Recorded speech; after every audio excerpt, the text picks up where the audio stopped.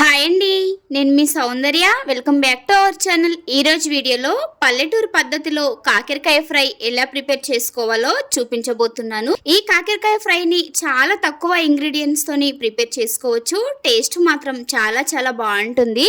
కాకరకాయ కర్రీని అవాయిడ్ చేసే వాళ్ళు కూడా ఇలా ప్రిపేర్ చేశారంటే చాలా ఇష్టంగా తినేస్తారు. టేస్ట్ అంతా బాగుంటుంది. చాలా ఈజీగా చాలా సింపుల్ గా ప్రిపేర్ చేసుకోవచ్చు. మరి ఇంకెందుకు ఆలస్యం, ప్రాసెస్ లోకి వెళ్ళిపోదాము. ప్రాసెస్ లోకి వెళ్ళిపోవడానికంటే ముందు మన ఛానల్ ని ఎవరైనా ఫస్ట్ టైం చూస్తున్నట్టయితే ప్లీజ్ అండి లైక్ చేసి సబ్స్క్రైబ్ చేసుకొని సపోర్ట్ చేయండి.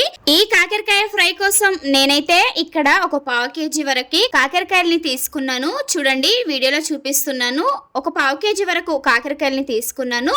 ఈ తీసుకున్న కాకరకాయల్ని సన్నగా కట్ చేసుకోవాలి. వీడియోలో చూపిస్తున్నట్టుగా ఈ విధంగా సన్నగా కట్ చేసుకోండి. మీరు కావాలంటే రౌండ్ గా కూడా కట్ చేసుకోవచ్చు. ఇలా కట్ చేసుకున్న కాకరకాయ ముక్కల్ని సాల్ట్ వేసి సాల్ట్ వాటర్ తో చక్కగా కడిగి పక్కన పెట్టేసుకోవాలి. ఇప్పుడు స్టవ్ వెలిగించి అడుగు మందంగా ఉన్న ఒక గిన్నెని స్టవ్ పైన పెట్టేసుకొని దాంట్లోకి ఒక 4 టేబుల్ స్పూన్ల వరకు ఆయిల్ ని వేసుకోవాలి. ఆయిల్ వేడైన తర్వాత ఇందులోకి ఒక 4-5 వెల్లుల్లి రెమ్మలు, అలాగే కొద్దిగా ఆవాలు, జీలకర్రని కూడా యాడ్ చేసుకోవాలి. పోపంతా చక్కగా వేగిన తర్వాత సన్నగా కట్ చేసి పెట్టుకున్న పచ్చిమిర్చిని యాడ్ చేసుకోవాలి. పచ్చిమిర్చి కాస్త ఫ్రై అయిపోయిన తర్వాత సన్నగా కట్ చేసి పెట్టుకున్న ఉల్లిపాయ ముక్కల్ని కూడా యాడ్ చేసేసుకోవాలి. ఉల్లిపాయ ముక్కల్ని యాడ్ చేసుకున్న తర్వాత ఒకసారి బాగా కలిపేసుకోండి. ఇలా బాగా కలిపేసుకొని ఒక 2 రెమ్మల కరివేపాకుని తీసుకోవాలి. ఈ కరివేపాకుని కూడా ఆయిల్లోకి యాడ్ చేసేసుకోవాలి. కరివేపాకుని యాడ్ చేసుకున్న తర్వాత కరివేపాకు కూడా చక్కగా ఫ్రై అయిపోయేంత వరకు ఇలా కలుపుతూ బాగా ఫ్రై చేసుకోవాలి. చూడండి, వీడియోలో చూపిస్తున్నట్టుగా ఈ విధంగా కలుపుతూ బాగా ఫ్రై చేసుకోండి. ఇలా ఫ్రై అయిపోయిన తర్వాత మనం సాల్ట్ వాటర్ లో కడిగి పెట్టుకున్న కాకరకాయ ముక్కలు ఉన్నాయి కదా, వాటిని అయితే ఇప్పుడు ఇందులోకి యాడ్ చేసుకోవాలి. ఇలా కాకరకాయ ముక్కల్ని యాడ్ చేసుకున్న తర్వాత మరొకసారి బాగా కలిపేసుకోవాలి. ఈ విధంగా చక్కగా కలిపేసుకోండి. ఇలా కలిపేసుకున్న తర్వాత ఇందులోకి టేస్ట్ కి తగ్గట్టుగా సాల్ట్ ని అయితే యాడ్ చేసుకోవాలి.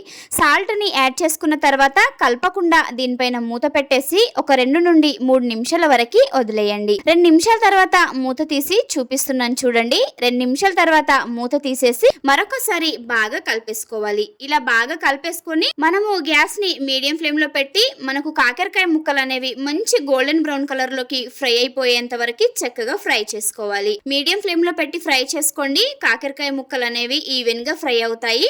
ఈ కాకరకాయ ముక్కల్ని మనము హై ఫ్లేమ్ లో పెట్టి ఫ్రై చేసామంటే సరిగా ఫ్రై అవ్వవు. కాబట్టి మీడియం ఫ్లేమ్ లో పెట్టి చక్కగా కలుపుకుంటూ బాగా ఫ్రై చేసుకోవాలి. చూడండి, మనకు దాదాపుగా 50% వరకు కాకరకాయ ముక్కలు అనేవి చక్కగా ఫ్రై అయిపోయాయి కదా. ఈ విధంగా ఫ్రై అయిపోయిన తర్వాత దీంట్లోకి కొద్దిగా పసుపుని అయితే యాడ్ చేసుకోవాలి. పసుపుని వేసేసుకొని దీనిపైన మూత పెట్టేసి 1 నిమిషం పాటు వదిలేయండి. 1 నిమిషం తర్వాత మూత తీసేసి చూపిస్తున్నాను చూడండి. 1 నిమిషం తర్వాత మూత తీసి మరొకసారి బాగా కలిపేసుకోవాలి. వీడియోలో చూపిస్తున్నట్టుగా చక్కగా కలిపేసుకోండి. హై ఫ్లేమ్ లో మాత్రం అస్సలు పెట్టకండి.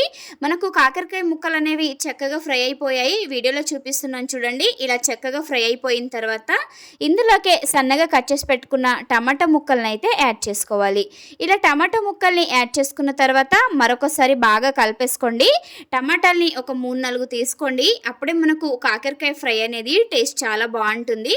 ఇలా టమాటాల్ని వేసి బాగా కలుపుకున్న తర్వాత మన టేస్ట్ కి తగ్గట్టుగా కారాన్ని అయితే యాడ్ చేసుకోవాలి. నేనైతే ఒక 4 టేబుల్ స్పూన్ల వరకు కారాన్ని వేసుకుంటున్నాను.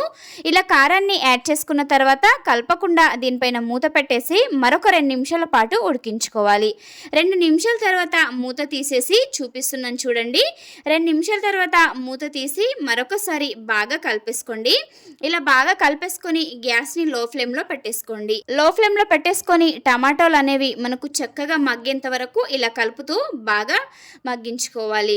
ఇలా బాగా కలిపేసుకున్న తర్వాత మరొకసారి మూత పెట్టుకోవాలి. మధ్య మధ్యలో మూత తీస్తూ కలుపుకోవాలి, లేదంటే అడుగంటిపోతుంది. చూడండి, మూత తీసేసి మనకు కాకరకాయ ఫ్రై నుండి ఆయిల్ అనేది సపరేట్ అవుతుంది కదా. ఇలా సపరేట్ అయింది అంటే మనకు కాకరకాయ ఫ్రై అనేది రెడీ అయిపోయినట్టే. చూడండి, కాస్త అడుగంటుతుంది. ఈ విధంగా మూత తీసేసి మరొకసారి బాగా కలిపేసుకోండి. మనకు టమాటాలు కూడా చాలా చక్కగా మగ్గిపోయాయి. ఈ విధంగా మగ్గిన తర్వాత బాగా కలిపేసుకోండి. ఇలా బాగా కలిపేసుకున్న తర్వాత ఇందులోకే ఒక 4-5 కరివేపాకు రెమ్మల్ని వేసుకోండి. ఈ కరివేపాకు రెమ్మల్ని ఈ లాస్ట్ లో వేయడం వల్ల మనకు కర్రీ ఫ్లేవర్ అనేది చాలా చాలా బాగుంటుంది. అంతే అండి, కాకరకాయ ఫ్రై అయితే మనకు రెడీ అయిపోయింది. చూడండి, వీడియోలో చూపిస్తున్నాను ఎంత చక్కగా ఫ్రై అయిపోయిందో. టేస్ట్ మాత్రం చాలా చాలా బాగుంటుంది. ఎంత బాగుందో కదా చూడడానికి. కాకరకాయ ఫ్రై టేస్ట్ కూడా అంతే బాగుంటుందండి, నిజం చెప్తున్నా. అస్సలు చేదుగా ఉండదు, టేస్ట్ మాత్రం చాలా బాగుంటుంది. కరివేపాకును వేసేసుకొని మూత పెట్టేసి స్టవ్ ఆఫ్ చేసేయడమే. ఇలా ప్రిపేర్ చేసిన కాకరకాయ ఫ్రైని వేడివేడి అన్నంలోకి వేసుకొని తిన్నారంటే కాకరకాయ కర్రీని అవాయిడ్ చేసే వాళ్ళు కూడా చాలా ఇష్టంగా తింటారు. అస్సలు చేదుగా ఉండదు, టేస్ట్ మాత్రం చాలా చాలా బాగుంటుంది. చాలా సింపుల్ గా ప్రిపేర్ చేసుకోవచ్చు. మనం కర్రీలో చాలా తక్కువ ఇంగ్రీడియంట్స్ అయితే వేసాం కదా, టేస్ట్ కూడా నెక్స్ట్ లెవెల్ ఉంటుందండి. ఈ కాకరకాయ ఫ్రై ప్రిపేర్ చేసుకోవడానికి పసుపు, ఉప్పు, కారం, టమాటాలు ఉంటే సరిపోతుంది. సింపుల్ గా ప్రిపేర్ చేసుకోవచ్చు. మరి మీకు కాకరకాయ ఫ్రై నచ్చిందా? నచ్చితే మీరు కూడా ఒకసారి తప్పకుండా ట్రై చేయండి. మీరు ట్రై చేసిన తర్వాత మీకు ఎలా కుదిరిందో కామెంట్ బాక్స్ లో కామెంట్ చేయండి. ఈ వీడియో కనుక మీకు నచ్చినట్టయితే లైక్ చేయండి, షేర్ చేయండి. మరిన్ని మంచి మంచి వీడియోస్ కోసం మన ఛానల్ని సబ్స్క్రైబ్ చేయండి. పక్కనే ఉన్న బెల్ ఐకాన్ని క్లిక్ చేయండి. Okay friends, bye. మరి థ్యాంక్ యూ ఫర్ వాచింగ్.